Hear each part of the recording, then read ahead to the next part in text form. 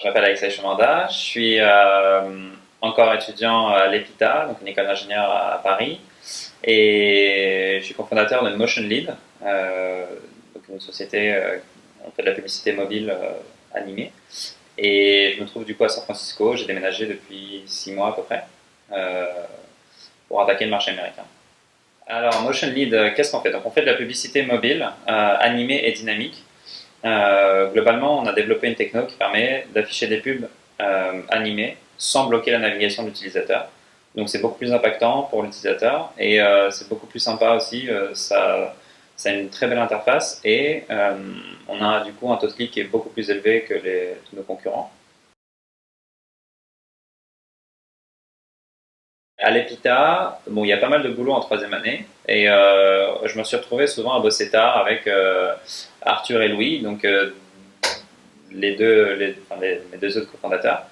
Et l'idée est partie du fait que, en fait, d'un projet sur lequel ils étaient déjà en train de travailler. Donc, ils avaient monté une boîte il y a à peu près 2 ans. C'était une application iPhone et globalement, ils monétisaient leur audience avec de la publicité mobile. Et ils se sont posé la question de savoir est-ce qu'il n'y a pas une autre façon de le faire parce que la publicité sur mobile aujourd'hui est complètement cassée. Et je suis venu en Californie parce qu'on a été accepté au Y Combinator, donc c'est donc un incubateur à Mountain View qui est assez réputé. Et on est venu ici à trois. Donc les trois cofondateurs, on a pris un appartement à Palo Alto et on bossait de l'appartement, donc l'histoire classique de la startup. Et à la fin du Y Combinator, mes deux associés sont repartis en France parce qu'on a pas mal de clients en Europe. On va aussi garder l'équipe tech à Paris. Et moi, je suis resté ici pour m'occuper du marché américain. Parce qu'on a beau dire, on peut dire ce qu'on veut des US, mais c'est vrai qu'il y a un marché énorme ici, et surtout dans la publicité mobile. C'était même pas un choix qu'on a fait, c'était dès le départ, c'était très clair que l'équipe tech allait rester à Paris. Je pense qu'il y a plusieurs problèmes aux US, en tout cas en Californie. Les ingénieurs français sont hyper intelligents, ils sont très fidèles à l'entreprise, et contrairement aux US où c'est vraiment des mercenaires, où on va être plutôt basé sur des profils qui vont avoir tendance à changer de boîte avec des meilleures offres, où on va devoir les incentiver énormément pour rester dans la boîte. C'est vrai qu'en France, c'est des ingénieurs très compétents qui restent dans la boîte, qui sont passionnés par le projet, par le produit, par l'équipe. Et le dernier point, c'est vrai qu'il y a pas mal d'aides financières en France, donc des financements de l'État, et qui sont vraiment les bienvenus dans des étapes early stage de la boîte, où on est très focus sur la R&D.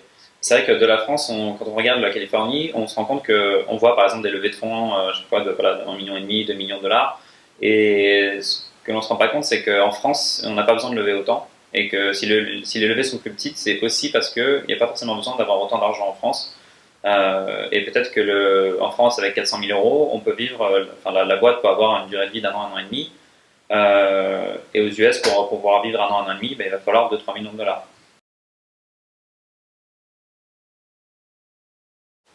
Je pense que les gens qui font partie de la tech sont hyper ouverts d'esprit. Et je pense que c'est ce qui fait aussi que ça avance bien. Ils sont hyper réceptifs, ils sont toujours prêts à donner du feedback, ils sont toujours prêts à filer un coup de main, euh, à présenter les bonnes personnes. Je veux dire, je trouve que c'est un monde qui s'entraide énormément. Donc mon conseil, je pense que ça serait de dire aux gens de suivre un maximum d'opportunités et de jamais refuser une opportunité parce qu'elle semble être ne pas assez intéressante. Euh, et je pense qu'il faut vraiment, faut pas refuser une opportunité parce que la ville est pas sympa ou parce que le salaire est pas assez gros ou parce que peu importe la raison. Et je pense qu'il faut vraiment s'ouvrir un maximum d'opportunités possibles et ensuite tout essayer et ensuite essayer de trouver en fonction de ce qui nous plaît le plus la bonne voie à suivre. C'est de ne pas perdre de temps au lancement d'une boîte ou au lancement d'un projet, de ne pas perdre de temps à faire des business plans pendant 6 mois et à essayer d'estimer ce que l'utilisateur va aimer et de vraiment se focaliser sur un produit minimaliste et de récupérer un maximum de feedback utilisateur. Et et c'est uniquement les utilisateurs qui nous diront, qui vont dire si le produit est bien ou pas et s'ils seront prêts à l'utiliser. Ça sert à rien de perdre des années à faire des business plans pour estimer ce qui va se passer dans 2 ans.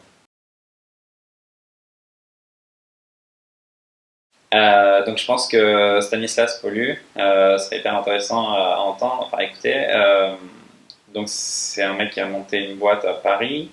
Il est CTO et cofondateur d'une boîte qui s'appelle Nitrogram. Il est en train de bosser aussi sur un projet open source. Donc il a beaucoup de choses intéressantes à dire et je pense que ce serait intéressant de l'interviewer.